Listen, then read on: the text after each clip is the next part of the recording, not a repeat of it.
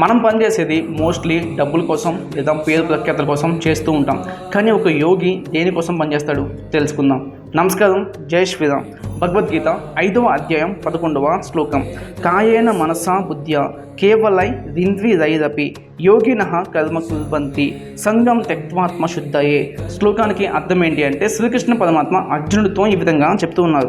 అర్జున, కర్మయోగులు మమకార ఆసక్తులను విడిచిపెట్టి ఇంద్రియాలు, మనస్సు, బుద్ధి, శరీరం వీటన్నిటిని వాడి అంతఃకరణ శుద్ధి కోసం వాళ్ళైతే కర్మలను చేస్తూ ఉంటారు అనేసి శ్రీకృష్ణ పరమాత్మ అర్జునుడితో చెప్తున్నారు. ఇక్కడ యోగులు పనిచేసేది ఇన్నర్ ప్యూరిఫికేషన్ కోసం అయితే చేస్తున్నారు అనేసి శ్రీకృష్ణ పరమాత్మ ఈ యొక్క శ్లోకంలో చెప్తున్నారు. ఇంతకీ యోగులకి ఇన్నర్ ప్యూరిఫికేషన్ దేనికోసం, అది మనం అప్కమింగ్ వీడియోస్ అయితే తెలుసుకుంటాం. అవన్నీ మీరు మిస్ కాకూడదు అనుకుంటే మన ఛానల్కి ఇప్పుడే సబ్స్క్రైబ్ చేసుకోండి. ఇన్స్టాగ్రామ్లో చూస్తుంటే మన పేజ్ని అయితే ఫాలో అయిపోండి. ఇంతకీ ఈ శ్లోకం ఎలా అనిపించింది? నచ్చిందా?